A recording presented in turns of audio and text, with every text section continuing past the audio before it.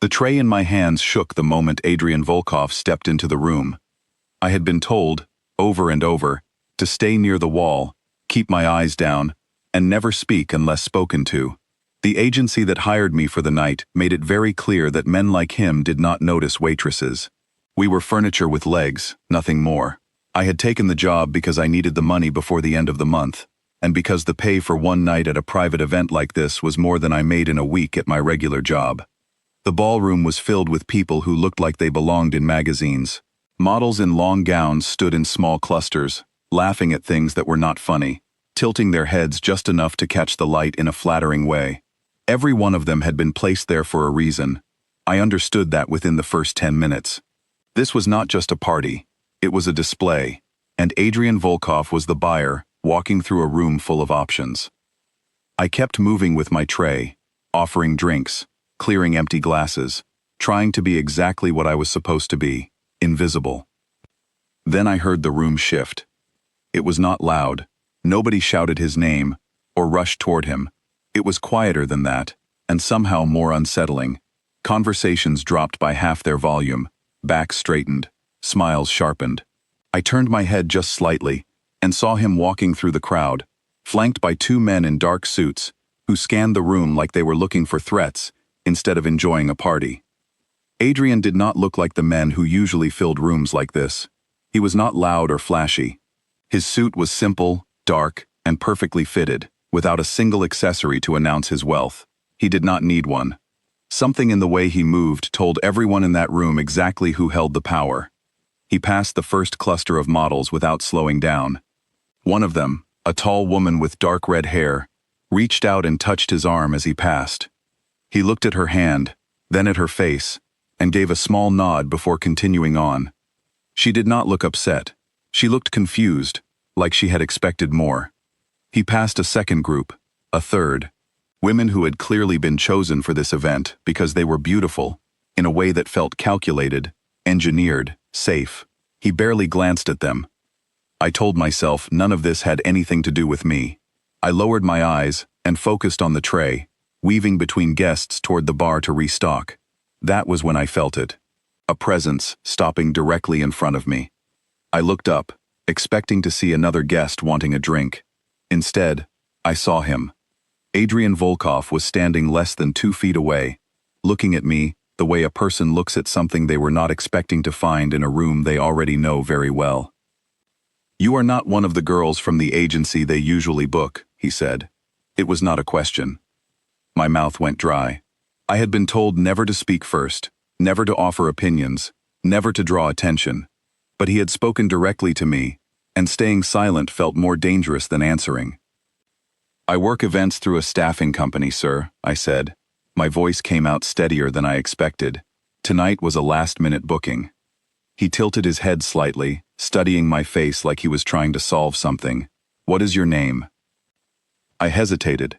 Somewhere behind him, one of his men shifted his weight, clearly uncomfortable with how long this conversation was lasting. The red-headed model from earlier was watching us now, her expression sharp. "Elena," I said. "Elena," he repeated, like he was testing the shape of the word. "You are the only person in this room who has not tried to get my attention tonight." "I was told not to," I admitted before I could stop myself. Something shifted in his expression. It was not quite a smile, but it was close enough to look out of place on a face that seemed built for control rather than warmth. "And yet you are the one I noticed." I did not know what to say to that. I had spent years learning how to disappear in rooms full of powerful people. Disappearing kept me safe.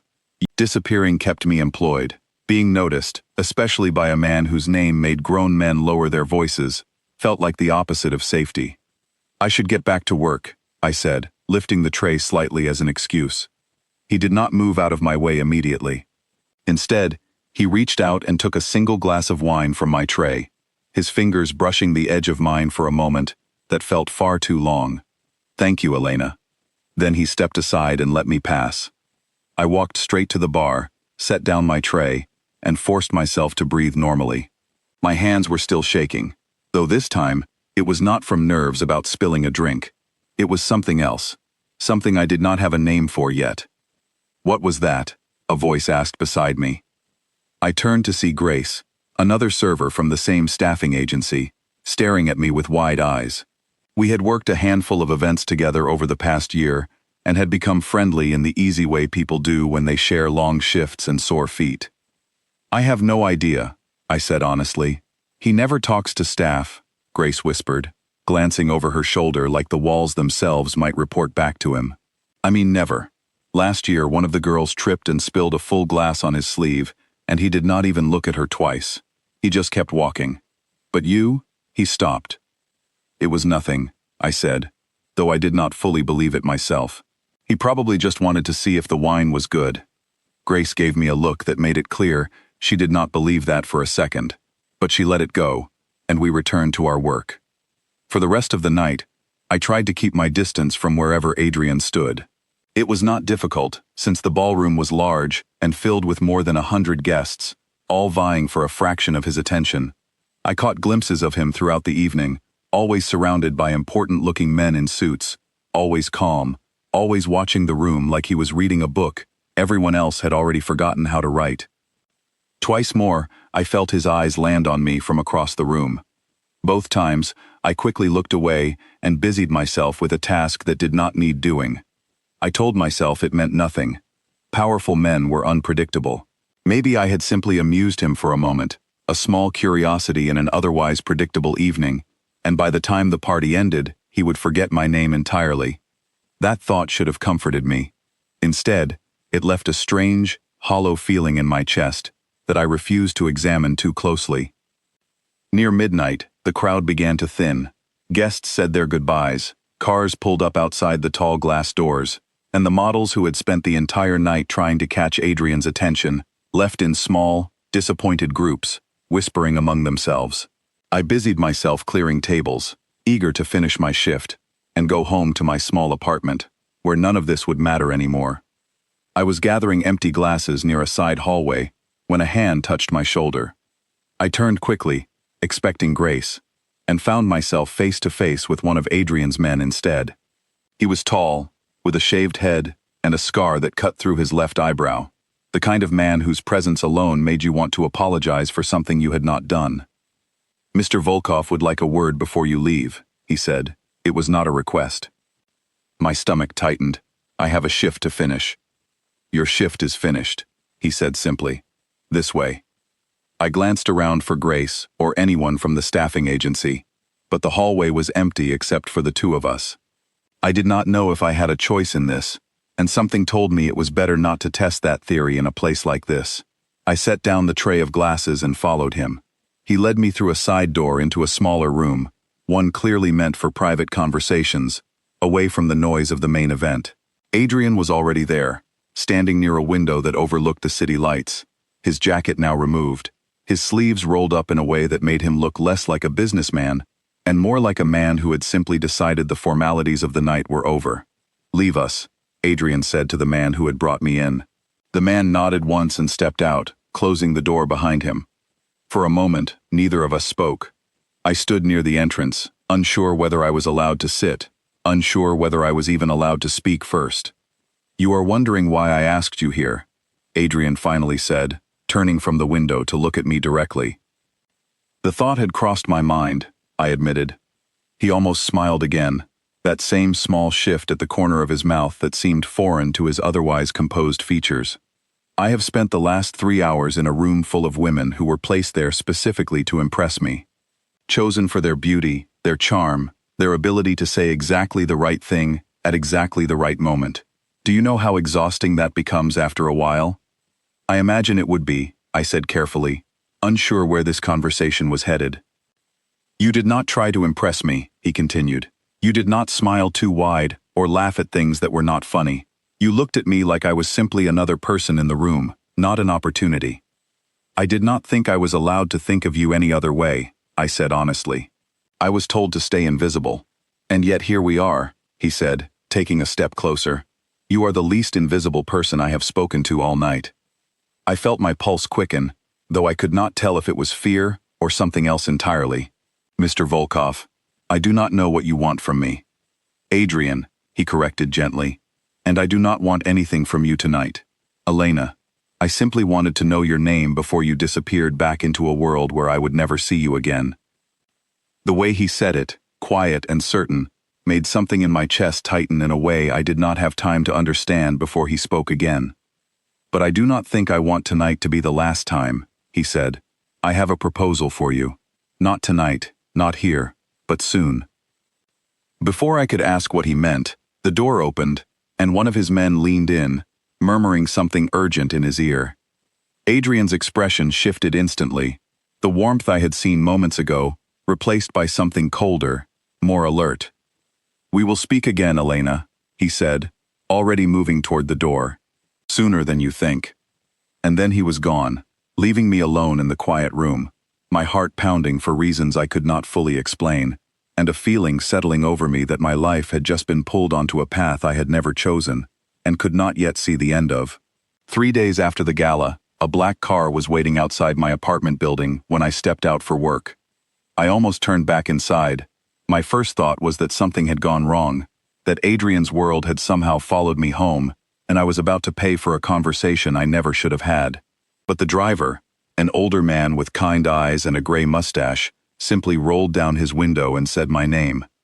"Elena, Mr. Volkov asked me to bring you to him. He said it was your choice whether or not to come." My choice. I stood on the sidewalk for a long moment, weighing what little I knew against everything I did not. I could refuse. I could walk to the bus stop like I did every morning and pretend the last 3 days had not happened. But curiosity, and something harder to name, pulled me toward the car instead.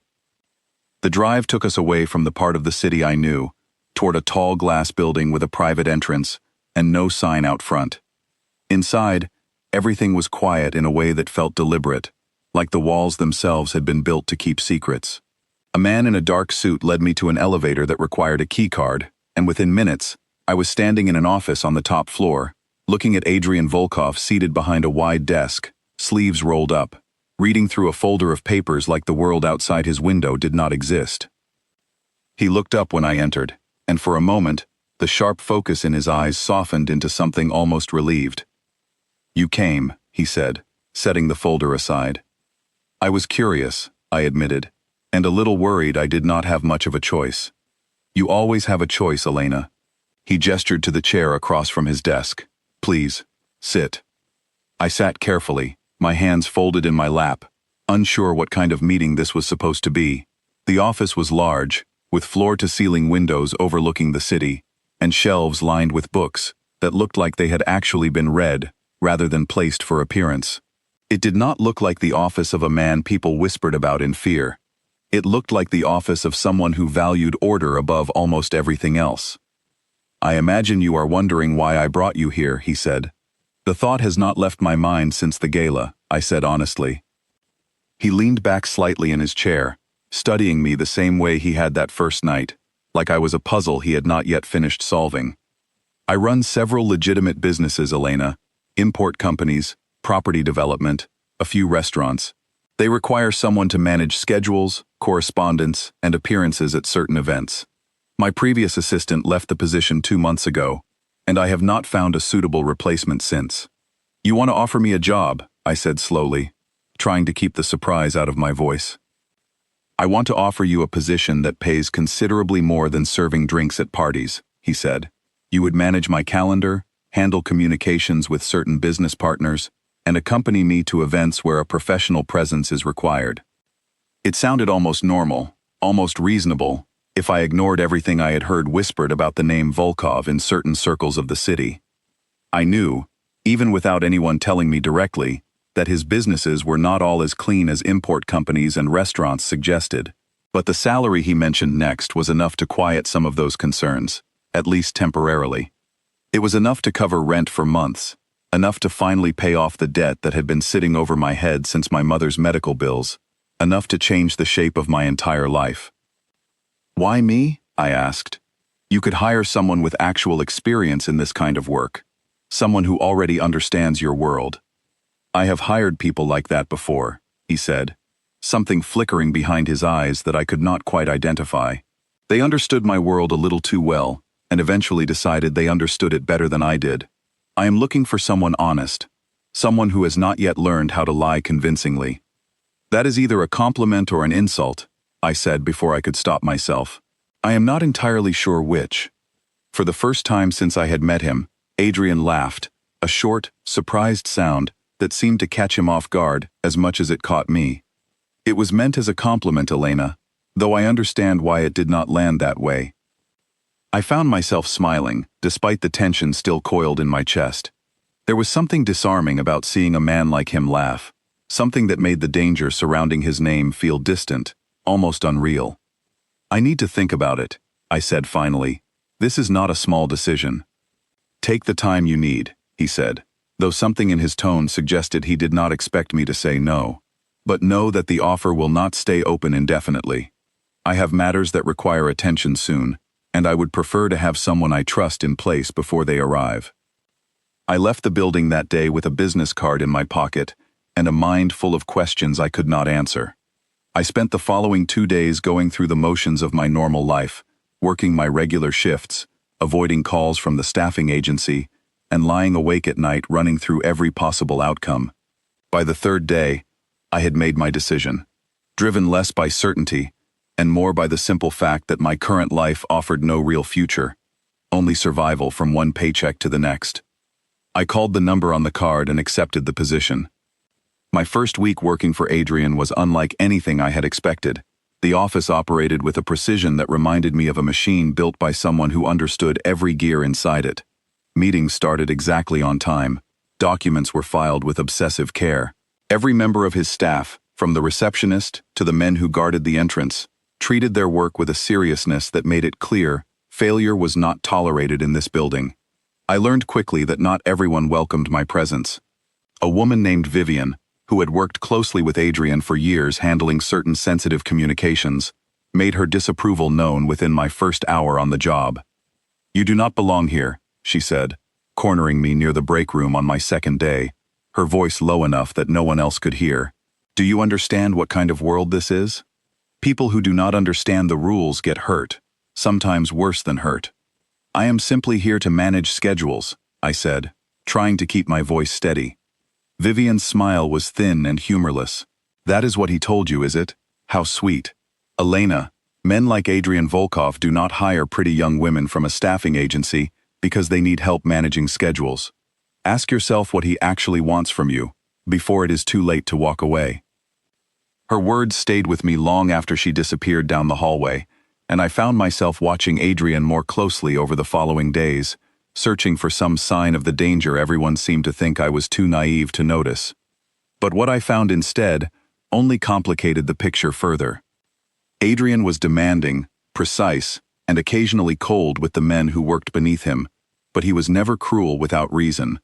I watched him fire a manager who had been skimming money from one of his restaurants, delivering the news with a calm, businesslike tone that held no trace of anger, only disappointment that trust had been broken.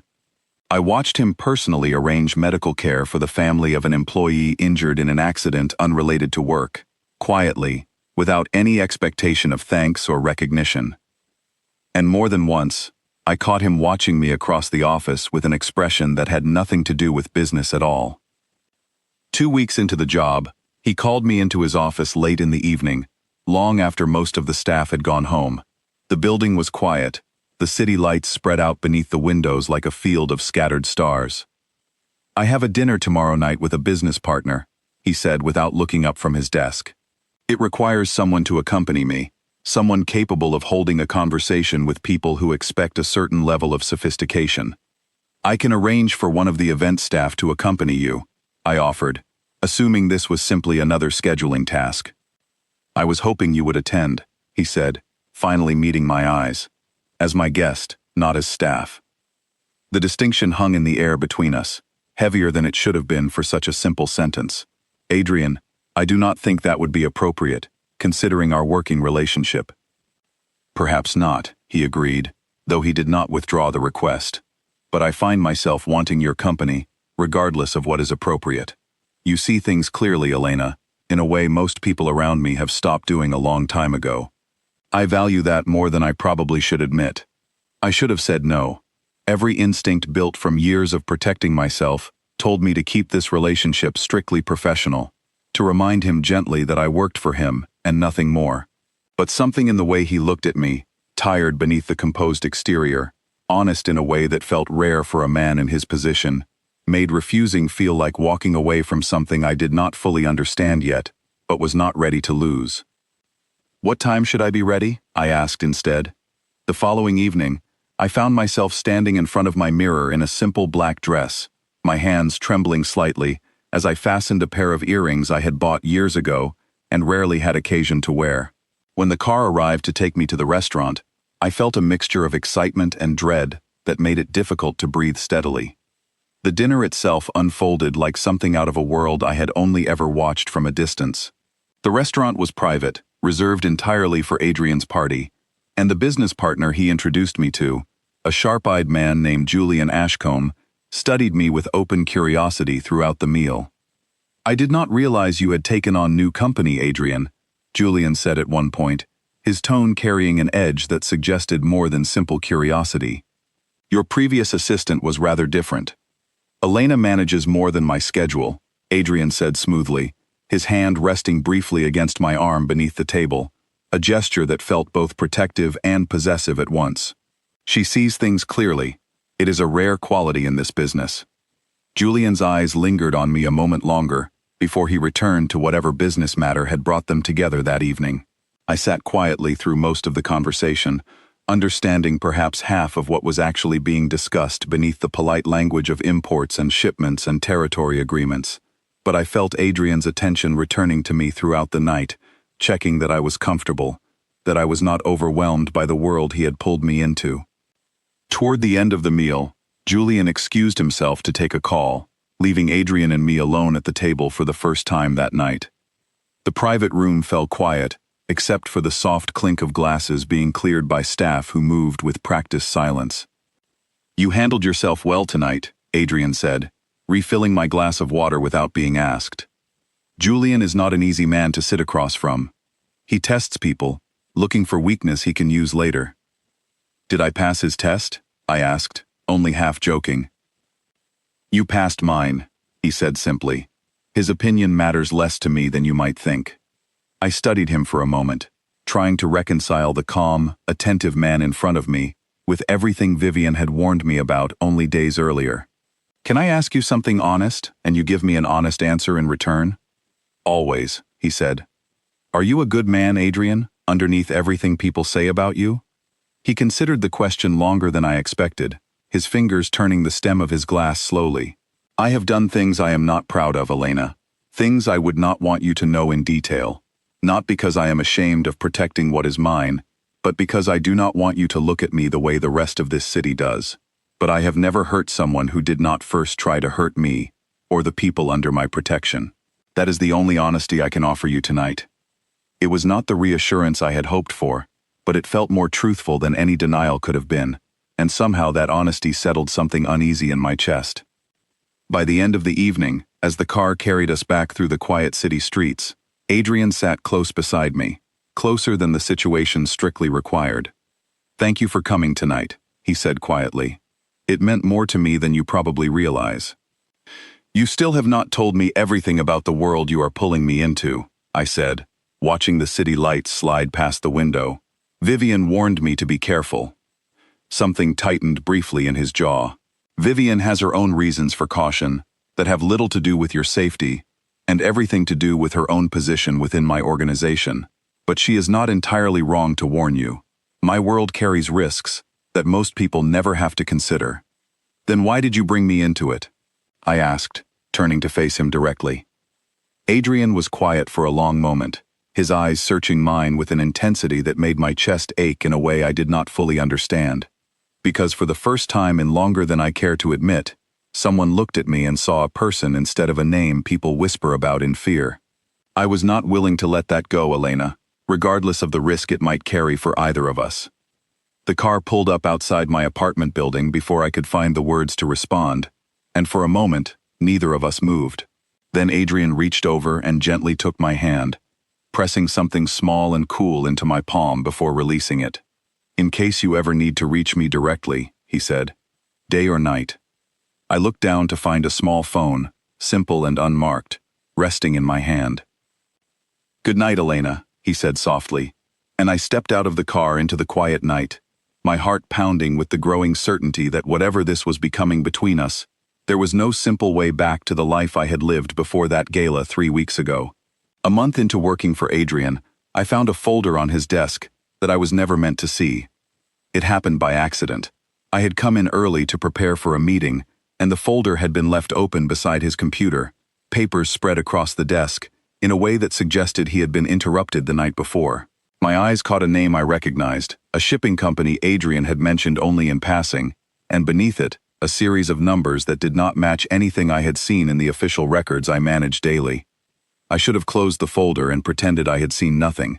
Instead, curiosity pulled me closer, and what I found made my stomach turn cold. Financial transfers, dates, and coded references to shipments that had nothing to do with the imports Adrian's business claimed to handle. And at the bottom of one page, a name circled in red ink: Julian Ashcombe. You should not be looking at that. I spun around to find Adrian standing in the doorway, his expression unreadable. I had not heard him come in. I did not mean to, I said quickly, stepping back from the desk. It was open, and I saw your name near it, and Elena. His voice was quiet, but it stopped me mid-sentence. He crossed the room and closed the folder himself, his movements careful, deliberate. There are parts of my business I have kept from you deliberately, not because I do not trust you, but because knowledge like this carries weight. Once you know certain things, you cannot unknow them, and that knowledge becomes dangerous simply by existing in your mind. Then tell me what I am supposed to do with what I already saw, I said, my voice steadier than I expected, given how hard my heart was pounding. Adrian was quiet for a long moment, studying me with an expression that seemed to weigh several different responses before settling on one. Someone within my organization has been sharing information with a rival family. Shipment schedules, meeting locations, details that should never leave this building. I have suspected it for months, but I have not been able to identify who. And Julian Ashcombe is connected to this, I said, remembering the circled name. Julian has been asking questions that suggest he already knows more than he should, Adrian said.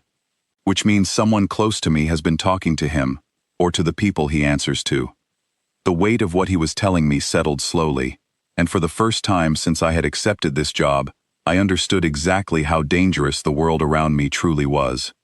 This was not simply about schedules and dinners and quiet office work. Somewhere within these walls, someone was willing to risk everything, including other people's lives, for reasons I could not yet understand. Why are you telling me this now? I asked. You could have simply told me to forget what I saw. Because you already saw it, he said simply, and because I trust you more than I trust most of the people who have worked for me far longer than you have. That trust needs to mean something, Elena, or none of this works. Over the following weeks, I found myself pulled deeper into a world I had never expected to navigate. Adrian began sharing details with me that he kept from almost everyone else, small pieces of a larger puzzle he was slowly assembling in an effort to identify the person betraying him. I helped him cross-reference schedules, noting which meetings had been compromised and which had remained secure, searching for a pattern that would point toward the source of the leak. Vivian's hostility toward me sharpened during this period, though I could not tell if it stemmed from jealousy over my growing closeness with Adrian, or something deeper, something closer to guilt. She watched me with narrowed eyes whenever I entered a room, and more than once, I caught her ending conversations abruptly when I approached, her voice dropping to whispers meant only for the person beside her. You are spending a lot of time in his office lately, she said one afternoon, cornering me again, near the same break room where our first confrontation had taken place. People are starting to talk, Elena, about what exactly your role here has become. My role is exactly what it has always been, I said, though even as I spoke the words, I was not entirely certain they were true anymore. Is it? Vivian's smile carried an edge sharp enough to draw blood. Because from where I am standing, it looks like you have become something far more valuable to him than a scheduling assistant. And valuable things, Elena, tend to attract attention from people who would rather see them removed. Her words felt less like a warning and more like a threat, though I could not prove it, and I found myself watching her more carefully after that conversation, searching for some sign of the betrayal Adrian was so desperately trying to uncover. 3 weeks later, everything came to a sudden and violent head. I had stayed late at the office, finishing a report Adrian needed for a meeting the following morning, when I heard raised voices coming from behind his closed office door. I approached cautiously, recognizing Adrian's voice immediately, tense and controlled in a way that told me something had gone seriously wrong. "You will explain to me right now how they knew about the shipment," Adrian was saying, his tone colder than I had ever heard it. "That location was shared with exactly 4 people in this building." "I do not know what you are suggesting," a second voice replied, and I recognized it as belonging to Marcus, one of Adrian's most senior men, someone who had worked alongside him for nearly a decade. "I have been loyal to you since the beginning." "Loyalty that apparently has a price," Adrian said. "One of my men is in the hospital tonight because someone told Julian's people exactly where and when that shipment would arrive. I want a name, Marcus, and I want it now." I stood frozen outside the door, my hand hovering near the handle, unsure whether to enter or retreat, before I was discovered listening. Before I could decide, the door opened suddenly, and Marcus stepped out, his face pale, his eyes catching mine for a brief, unreadable moment, before he walked quickly past me and disappeared down the hallway. Adrian appeared in the doorway a moment later, his expression a storm of barely controlled anger. When he saw me standing there, something in his posture shifted, softening slightly despite the tension still radiating from him. "How much did you hear?" he asked. "Enough to understand someone was hurt tonight," I said quietly. "Adrian, is everyone all right?" "One of my men took a bullet meant for someone else," he said, running a hand through his hair, a gesture I had never seen him make before, one that made him look suddenly younger, more human, less like the composed figure everyone in this building feared. "He will survive, but it should never have happened. Someone in this building sold that information, and I intend to find out who before anyone else gets hurt." "Do you suspect Marcus?" I asked. "I do not know what to suspect anymore," he admitted, and the honesty in his voice, the rare vulnerability of it, made something in my chest ache with a need to help him carry a weight I barely understood. "Every person I have trusted for years suddenly looks like a stranger capable of anything. Let me help you," I said before I could stop myself. "I have been going through the schedules with you for weeks. Let me keep looking, cross-reference everything again, more carefully this time." "This is not something I want you involved in more than you already are," he said, though his tone lacked real conviction. "I am already involved, Adrian," I said. "The moment I saw that folder, I became part of this, whether either of us wanted that or not. Let me help you finish it." He studied me for a long moment, something shifting behind his eyes that looked almost like relief, or perhaps gratitude, or perhaps something closer to the feeling that had been building quietly between us since the night of the gala. "All right," he said finally, "but you stay close to me from now on. I will not risk losing you to this, the way I nearly lost one of my own men tonight." Over the following days, we worked late into the evenings, poring over shipment records, meeting logs, and communication histories, searching for the smallest inconsistency that might point toward the source of the betrayal. The office grew quieter around us, as the rest of the staff sensed the tension simmering beneath the surface, and even Vivian seemed to keep a careful distance, though I noticed her watching Adrian's office, with an intensity that made the hair on my arms rise every time I caught her at it. One evening, exhausted from hours of reviewing documents that had begun to blur together, I found myself sitting beside Adrian on the small couch near the window of his office, a stack of papers between us, the city lights spread out below like scattered stars. "You should go home," he said quietly, glancing at the clock on the wall. "It is nearly midnight." "I am not tired," I lied, rubbing my eyes. He reached over and gently took the papers from my hands, setting them aside on the small table beside the couch. "You have given more to this than I ever expected from you, Elena, more than I had any right to ask." "I wanted to help," I said simply. "You looked like you were carrying this alone, and I did not want that for you." Something shifted in the space between us, the air growing heavier, charged with a tension that had been building quietly for weeks beneath the surface of every conversation, every shared glance across the office, every moment he had reached for my hand or pressed something small and meaningful into my palm. "Elena," he said softly, his voice carrying a weight I had not heard from him before. "I need to tell you something. and I am not certain how you will respond to it." "Then tell me," I said, my heart pounding loudly enough that I was certain he could hear it in the quiet room. "From the moment I saw you at that gala, ignoring every effort made to catch my attention, I felt something I have not allowed myself to feel in a very long time," he said, his eyes searching mine with an intensity that made it difficult to breathe. "This world I live in does not leave much room for softness, Elena. It does not leave much room for people like you, honest and unguarded, in ways that terrify me more than any enemy I have ever faced. But I find myself unwilling to let that stop me from telling you the truth. I care for you, deeply, in a way that has nothing to do with convenience or company at dinners with men like Julian Ashcombe." The confession hung in the air between us, and for a long moment I could not find the words to respond, my mind racing through every reason I should pull away from a man whose world had already proven itself dangerous enough to put people in hospitals over stolen information. But when I looked at him, sitting close beside me with a vulnerability stripped bare of every ounce of the composed control he showed the rest of the world, I did not feel fear. I felt something closer to certainty. "I care for you too, Adrian," I said quietly. "More than I probably should, given everything I have learned about the risks that come with this world." He reached out slowly, giving me every opportunity to pull away, and gently brushed a strand of hair from my face, his fingers lingering against my cheek. "I will not let anything happen to you, Elena. Whatever this becomes between us, I promise you that."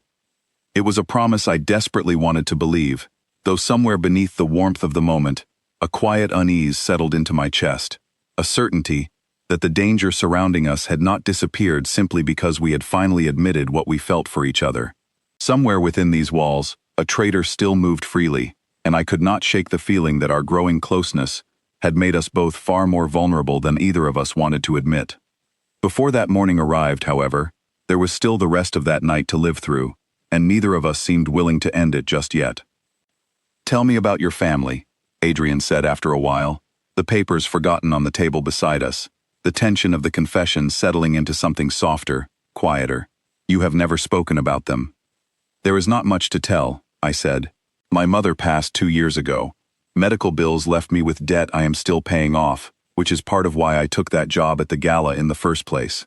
My father left when I was young, and I have not spoken to him since.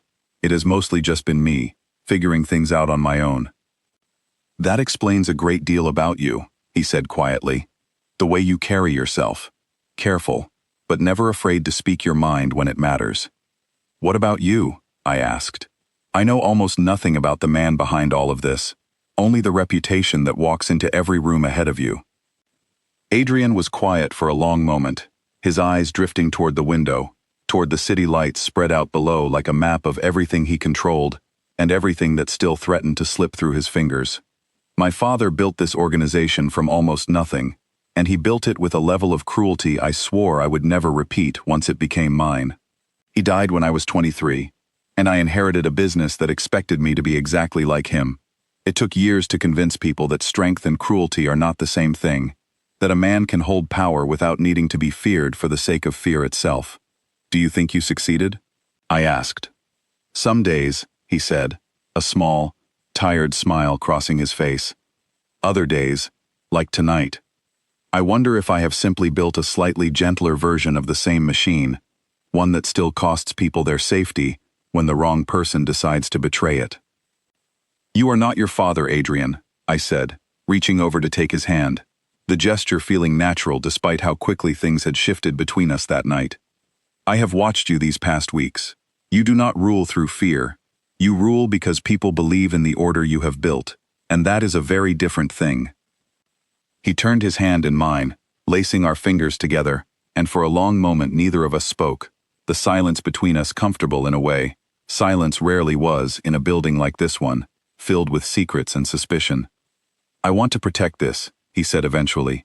"Whatever this is becoming, I have lost people I cared about to this world before, Elena, and I do not intend to lose you the same way. Then let us find whoever is doing this," I said, "together, not because you need my help, but because I refuse to sit somewhere safe while you carry this alone." He studied me for a long moment, something like admiration mixing with the worry still lingering behind his eyes. "You are a stubborn woman, Elena." I have been told that before, I said, allowing myself a small smile despite the weight of everything else pressing down on us. We stayed there a while longer, talking quietly about smaller things, the kind of ordinary conversation that felt almost stolen given the danger surrounding us. And for a brief window of time, it was possible to forget that somewhere within these walls, someone had already proven themselves willing to risk lives for money, or leverage, or reasons neither of us yet understood. Eventually, exhaustion won out, and Adrian insisted on having his driver take me home, walking me down to the car himself despite the late hour, his hand resting protectively at the small of my back as we crossed the quiet lobby. "Get some rest," he said, opening the car door for me. "Tomorrow we start again, with fresh eyes." "Good night, Adrian," I said, and before I could stop myself, I leaned up and pressed a brief, soft kiss to his cheek, a small gesture that felt far larger given everything that had passed between us that night. He looked momentarily surprised, then something warmer settled over his features, something that looked almost like hope. "Good night, Elena." The drive home passed in a blur, my mind replaying every moment of the evening, every word he had spoken, every small touch that had shifted the ground beneath us from something professional into something I did not yet have the language to fully describe. I fell asleep that night with a strange, fragile happiness settled in my chest, unaware of how quickly it would be shattered. The following morning, that unease proved itself justified in the worst possible way. A phone call woke me before dawn, and Adrian's voice on the other end carried none of the warmth from the night before. "Elena, listen to me carefully," he said, his tone clipped and urgent in a way that sent a cold jolt of fear straight through my chest. "I need you to stay inside your apartment. Do not open the door for anyone except my driver, and do not leave until I call you again." "Adrian, what is happening?" I asked, already sitting up, my heart pounding. "Marcus is dead," he said, and the words landed like a physical blow. "Someone got to him before I could get the truth out of him. Whoever is behind this knows we are close to identifying them, and they are cleaning up loose ends." My blood ran cold. "Do you think I am in danger?" "I think everyone close to me is in danger right now," he said. "Stay inside, Elena. I am sending someone to watch your building until this is resolved." The line went dead before I could ask anything else, and I sat alone in the gray light of early morning, staring at the phone in my hand, trying to process the fact that a man I had spoken with only days ago was now dead, likely because he had known something dangerous enough to get him killed. The following hours passed in a haze of anxious waiting. A car appeared outside my building exactly as Adrian had promised, and I watched through my window as a man I did not recognize took up position across the street, his eyes scanning the surroundings with a vigilance that did little to ease my nerves. My phone remained silent for most of the morning, and every minute of silence stretched my anxiety tighter. Finally, near midday, Adrian called again, his voice steadier this time, though the exhaustion in it was impossible to miss. "I need you to come to the office," he said. "We found something in Marcus's apartment that I think will help us finish this, but I need your eyes on the documents. You have a way of noticing patterns the rest of us miss." The drive to the office felt longer than usual, my mind racing through everything that could be waiting for me there. When I arrived, the building felt different, tenser, with more armed men positioned near the entrance than I had ever seen before. Adrian met me at the elevator himself, his expression grim, dark circles under his eyes, suggesting he had not slept since our conversation the night before. "Thank you for coming," he said, guiding me quickly toward his office. "I know this is not what you signed up for when you accepted this position." "I signed up to help you," I said. "That has not changed." Inside his office, a stack of documents recovered from Marcus's apartment lay spread across the desk, along with a laptop that one of his technical staff had already begun searching through. Adrian gestured for me to sit, and together we began going through the papers, looking for anything that might reveal the identity of the person Marcus had truly been working for. Hours passed as we cross-referenced names, dates, and financial records, the tension in the room thickening with every dead end we encountered. It was well into the evening when I noticed something that made my breath catch in my throat. "Adrian," I said slowly, pulling one particular document closer. "Look at this." He leaned over my shoulder, studying the paper I had found, a record of a meeting scheduled weeks earlier, one that had never appeared in the official calendar I managed for the office. This meeting happened the same night as the compromised shipment, I said. And look at who requested it. Adrian's face went pale as he read the name at the bottom of the page. Vivian. She has worked for me for 6 years, he said, his voice barely above a whisper, betrayal and disbelief warring across his features. I trusted her with details I shared with almost no one. There is more, I said, pulling another document from the stack, this one detailing a series of financial transfers that matched almost exactly with the timeline of the leaked information. These payments went to an account that traces back to Julian Ashcombe's organization. Adrian. Vivian has been feeding him information for months, maybe longer. The room fell into a heavy silence as the full weight of the betrayal settled over both of us. Vivian, who had warned me so many times to be careful, who had watched me with such open suspicion since my very first day, had been the true danger within these walls the entire time. I need to confront her, Adrian said, standing abruptly, his hands clenched at his sides. Tonight, before she realizes we know. Let me come with you, I said, rising to follow him. Absolutely not, he said, turning to face me with an intensity that startled me. Elena, if she realizes what we have found, there is no telling what she might do. I will not risk you being anywhere near that conversation. I am already involved, I said, echoing the words I had spoken to him weeks earlier. Adrian, please, I found the evidence. Let me be there when it matters. He studied me for a long moment, torn between the protective instinct that had clearly been building in him since the night of our confession, and the respect he had developed for my judgment over the weeks we had worked together. Stay close to me, he finally said, and if anything feels wrong, you leave immediately. Promise me that. I promise, I said, though even as the words left my mouth, I was not entirely certain I would keep them, if it meant leaving him in danger. We found Vivian in her office on the floor below, still working late despite the hour, her expression shifting quickly from surprise to something more guarded when she saw the documents Adrian carried in his hand. Adrian, she said, rising from her desk. I did not expect you this late. We found the meeting records from Marcus's apartment, Adrian said, his voice deceptively calm as he set the documents down on her desk. The ones detailing your conversation with Julian's people the night of the shipment. Vivian's face paled, but she recovered quickly, her expression hardening into something cold and defensive. Whatever you think you found, you are misunderstanding the situation. Am I? Adrian said, stepping closer, his voice dropping into something dangerous that I had never heard from him before. Because the financial records match perfectly with the timeline of information reaching Julian's organization. 6 years, Vivian. 6 years of trust, and you sold it for whatever price he offered you. You do not understand what it is like, Vivian snapped, her composure finally cracking. Working here, watching people like her, she gestured sharply toward me, walk in, and take everything I built for myself, over years of loyalty, simply because you decided you liked the way she looked at you. Julian offered me a future, outside this organization, a chance to finally be more than someone's assistant. So you sold out an organization that gave you everything, and got a man killed in the process, Adrian said, his voice tight with barely controlled anger. Marcus trusted you.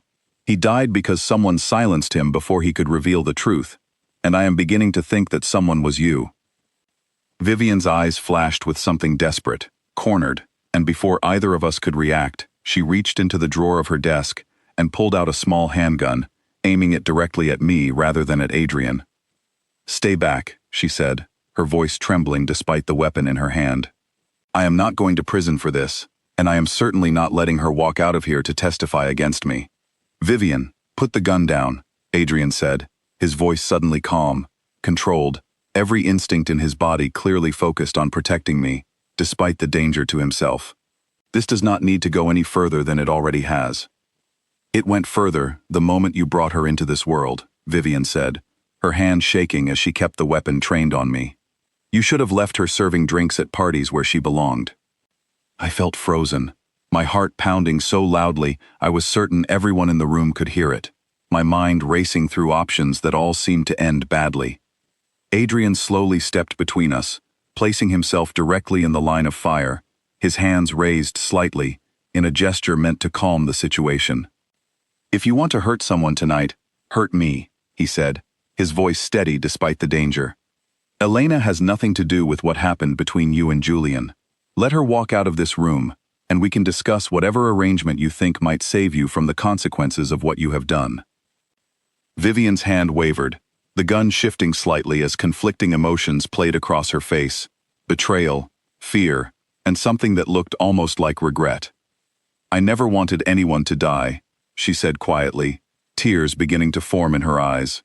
It was supposed to be information, nothing more. I did not know they would hurt Marcus. I did not know it would go this far. Then put the gun down, and let us find a way through this, Adrian said gently, taking a slow step forward. Nobody else needs to get hurt tonight. For a long, agonizing moment, it seemed as though Vivian might actually lower the weapon, her resolve crumbling under the weight of everything she had done. But before she could decide, the office door burst open behind us, and one of Adrian's men rushed in, drawn by the sound of raised voices, his own weapon already drawn in response to the threat. The sudden movement startled Vivian, and her finger tightened reflexively on the trigger.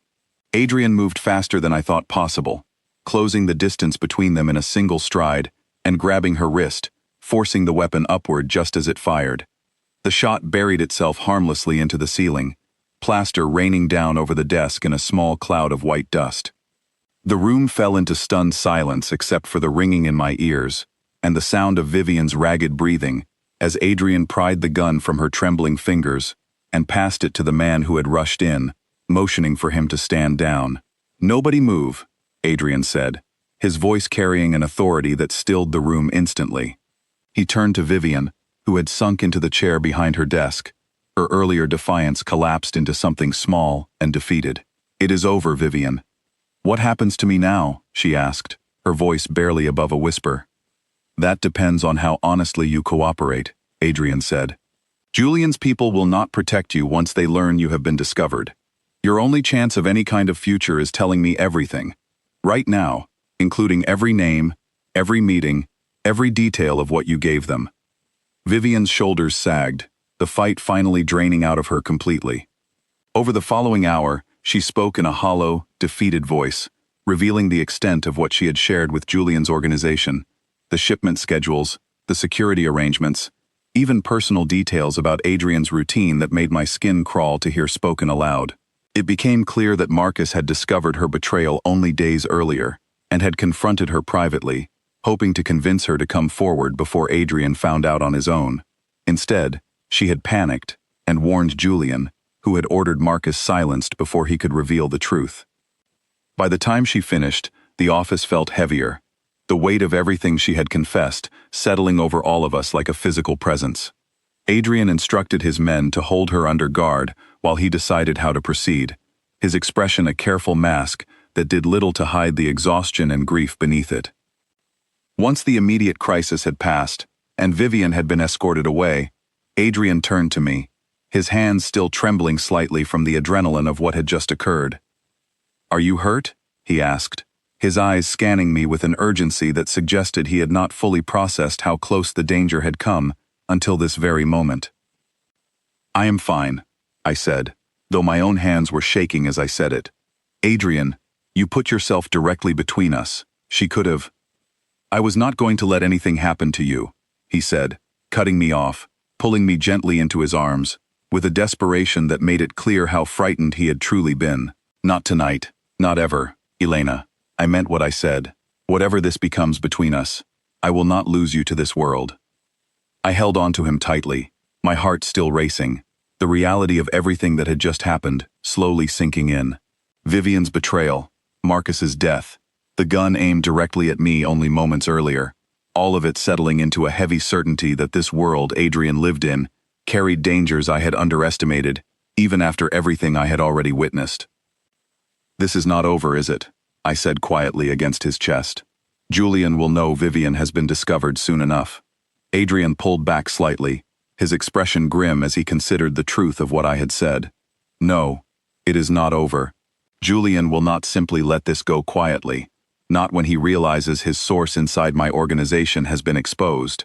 He will see this as a declaration, whether I intend it that way or not." "Then what happens next?" I asked, though some part of me already suspected the answer. "Next, Adrian said, his voice hardening into something colder, more resolved. We make certain that when Julian comes for what he believes is his, he understands exactly what kind of mistake he is making by threatening what belongs to me. The way he said it, quiet and certain, sent a chill through me that had nothing to do with fear of him, and everything to do with fear of what was still coming for both of us. 3 days after Vivian's betrayal came to light, Julian Ashcombe requested a meeting, and every instinct in my body told me this was the moment everything would finally come to a head. Adrian had spent those 3 days moving carefully, tightening security around the office, placing additional guards near my apartment, and gathering information through channels I did not fully understand.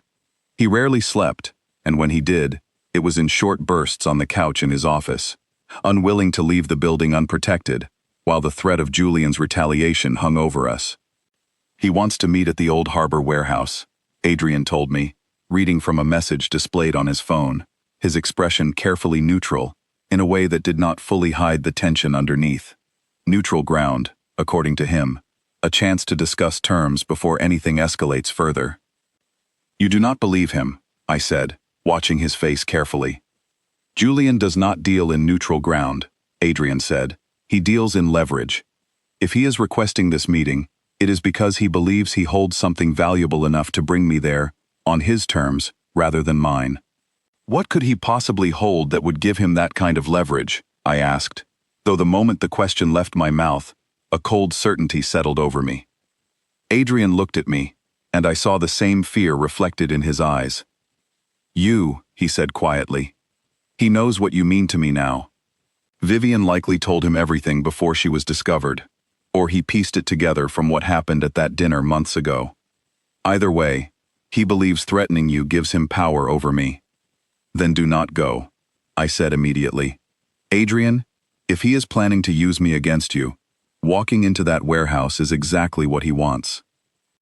I have no intention of walking in unprepared, Adrian said, his voice hardening with resolve, but I cannot ignore this meeting either. If I refuse, he will simply find another way to reach you, and I would rather face this directly than spend the rest of our lives waiting for him to strike when we least expect it.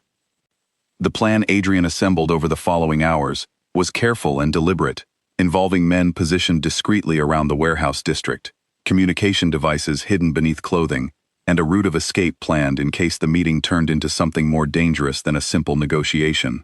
Despite his best efforts to keep me away from the confrontation entirely, I refused to be left behind, insisting that hiding somewhere safe, while he faced this danger alone, was not something I was willing to accept.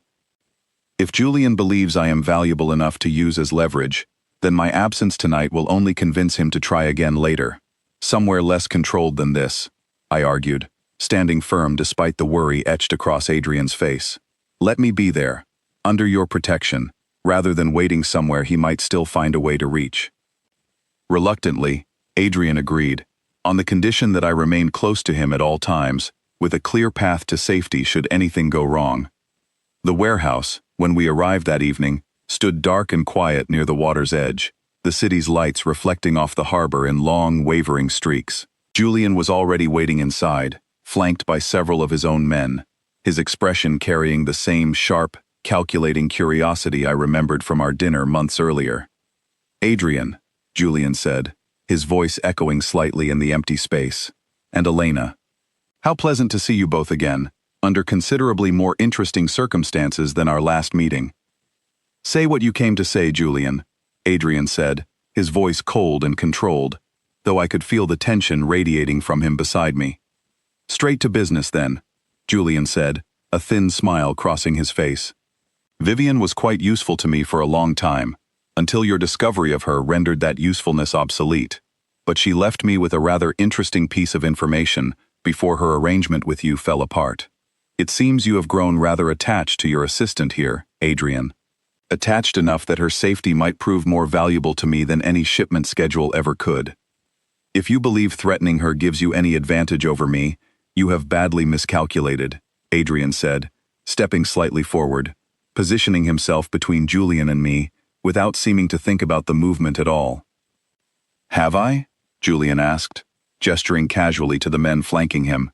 I control this warehouse tonight, Adrian. Your men are positioned outside, certainly, but mine are here, closer, more numerous than you might realize. I believe the leverage tonight belongs to me." I felt fear coil tightly in my chest, but beneath it, something else began to build.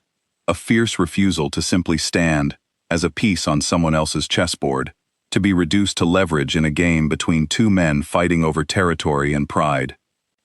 "I am not something either of you gets to bargain with," I said, stepping forward despite Adrian's hand reaching instinctively to hold me back. "Julian, if you believe capturing me tonight solves your problems, you clearly do not understand the man you are dealing with. Adrian will not stop coming for you, regardless of what happens to me tonight, and every man in this room will pay the price for whatever you decide to do here." Julian's smile faltered slightly, surprise flickering across his sharp features at my defiance. Brave words for someone standing in a warehouse, surrounded by men who could remove you from this conversation permanently within seconds. "Perhaps," I said, my voice steadier than I expected given how hard my heart was pounding. "But bravery is not the same as foolishness. I know exactly how deep Vivian's records went, Julian. Copies of every transaction, every meeting, every detail she confessed to Adrian are already sitting with people outside this building. People with instructions to release everything to the authorities and to your own organization's rivals should anything happen to either of us tonight." It was a bluff, one that Adrian and I had discussed only briefly before arriving, uncertain whether such a threat would actually hold weight against a man like Julian. But the flicker of genuine concern that crossed his expression told me it had landed exactly as intended. "You are lying," Julian said, though his voice carried less certainty than before. "Am I willing to risk my life on a bluff, Julian?" I asked, holding his gaze steadily, despite every instinct screaming at me to look away. "Consider carefully what you actually know about me before you decide the answer to that question." The warehouse fell into a tense, uncertain silence, every man in the room seeming to hold their breath as Julian weighed the possibility that I was telling the truth against the certainty of what would happen to his entire operation should such information actually be released. Adrian remained perfectly still beside me, his hand resting protectively at the small of my back, ready to move the instant anything shifted toward violence. Finally, Julian let out a short, humorless laugh, though the tension in his shoulders remained visible despite the attempt at composure. "You have chosen an interesting woman to align yourself with, Adrian. Bold, perhaps foolishly so, but bold nonetheless." "She is not aligned with me, Julian," Adrian said, his voice carrying a quiet finality that seemed to settle the entire room. "She stands beside me as an equal, and anyone who threatens her threatens everything I have built and everything I intend to protect for the rest of my life." Julian studied us both for a long moment, clearly recalculating whatever plan he had walked into this meeting expecting to execute. "Very well," he said finally, straightening his jacket with a forced casualness that did not fully mask his retreat. "Consider this matter concluded, for now. But do not mistake tonight's outcome for weakness on my part, Adrian. Our territories will inevitably cross again, and next time, I intend to be considerably better prepared." "I look forward to it," Adrian said, his tone carrying a warning of its own beneath the polite words. Julian and his men departed the warehouse without further incident, though the tension between the two organizations remained clearly unresolved, a conflict merely postponed rather than settled. Once we were alone, Adrian turned to me immediately, pulling me into his arms with a force that spoke of everything he had held back throughout the confrontation. "That was the most reckless thing I have ever watched anyone do," he said against my hair, his voice trembling slightly with the release of tension he had been holding since we arrived. "You could have gotten yourself killed tonight, Elena." I refused to stand there and let him decide my worth for me, I said, holding on to him just as tightly. "I am not a piece to be moved around a board, Adrian. Not for you, not for Julian, not for anyone." "No," he said, pulling back slightly to look at me, something fierce and proud shining behind the exhaustion in his eyes. "You are certainly not." The drive back from the warehouse that night passed in near silence, both of us still processing how close everything had come to falling apart. When we arrived at Adrian's building, he did not release my hand once, guiding me inside and up to his office, as though he could not bear to let even a hallway separate us so soon after the confrontation. "You should rest," he said, though he made no move to leave my side, instead settling beside me on the same small couch where he had first confessed his feelings weeks earlier. Tonight took more out of you than you are probably willing to admit. I keep thinking about what would have happened if he had called my bluff, I admitted quietly, the adrenaline finally beginning to fade, leaving something closer to exhaustion and quiet fear in its place. There was no real plan beyond those words, Adrian. If he had pushed further, I do not know what either of us would have done. He did not push further because he saw something in you that made him believe the risk was not worth taking, Adrian said, reaching over to gently take my hand. That kind of certainty is rare, Elena. Most people crumble the moment real danger presses against them. You did not. I was terrified, I said honestly. Every second of it. Fear and courage are not opposites, he said softly. The bravest thing I have ever witnessed was watching you stand your ground, despite that fear, rather than letting it decide for you. We sat together in comfortable silence for a while, the adrenaline slowly draining from both of us, replaced by a quiet closeness that felt more grounding than any words could have offered. Eventually, Adrian spoke again, his voice carrying a seriousness that told me whatever came next mattered a great deal to him. I have been thinking about what kind of life I am asking you to share, Elena, he said. This world does not offer simple happiness. It offers moments like tonight, danger and uncertainty woven through everything we build together. I would understand if that was more than you were willing to carry indefinitely. Are you asking me to leave? I asked, searching his face carefully. No, he said quickly, his grip on my hand tightening slightly. I am asking whether you are certain this is the life you want, knowing everything it truly costs, rather than simply the version of it you saw during our first weeks together. I considered the question seriously, thinking back over everything that had happened since that first night at the gala, the fear, the danger, Marcus's death, Vivian's betrayal, the gun aimed at me only days earlier, and Julian's cold calculation in the warehouse. It would have been easy to let all of it convince me that walking away was the wiser choice, the safer path back toward a simpler life free of these particular dangers. But when I thought of Adrian, not the reputation that walked ahead of him into every room, but the man who had defended a stranger from an accusation at a party, who had personally arranged care for an injured employee's family, who had stepped directly between me and a loaded weapon without a moment's hesitation, I understood clearly that my answer had never truly been in question. I am certain, I said, meeting his eyes steadily. Not because I am naive about the danger, Adrian, but because I have seen exactly who you are beneath everything this world demands of you, and I choose to stand beside that person, danger included. Something in his expression shifted, relief and something deeper mixing together, as he pulled me gently closer, resting his forehead against mine, in a gesture that had become quietly familiar between us over these difficult months. Then we build this together, he said softly. Whatever comes next. In the weeks that followed, life slowly began to settle into something resembling normalcy, though the shadow of Julian's parting words lingered in the back of both our minds, a promise of future conflict neither of us could fully ignore. Vivian's fate was decided quietly, away from public view, in a manner Adrian never fully explained to me, though I understood enough to know that her betrayal would not go unanswered, even if the exact details remained beyond what he was willing to share. Adrian's organization continued operating, more careful now, more vigilant against the kind of betrayal that had nearly cost us everything. But beneath the daily rhythm of work, something had fundamentally shifted between us, a bond forged through danger and honesty that neither of us seemed willing to let fade back into simple professional distance.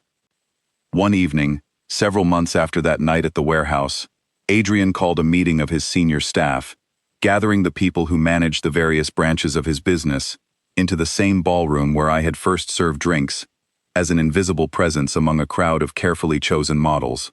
The space looked different now, quieter, filled with people who had earned their positions through years of loyalty rather than simple appearance. I stood near the back of the room, uncertain why Adrian had asked me to attend this particular gathering, until he called my name and gestured for me to join him at the front. 6 months ago, he said, his voice carrying easily across the quiet room, I stood in this very space and noticed someone who refused to see me as anything other than a person, despite everything this city whispers about my name. That decision changed everything for me, in ways I did not expect and could not have planned for. He turned to face me directly, taking my hand in front of the assembled staff, his expression open and unguarded in a way I had rarely seen him display before others. Elena has stood beside me through betrayal, through danger, through every difficult truth this world has forced us to face together, he continued.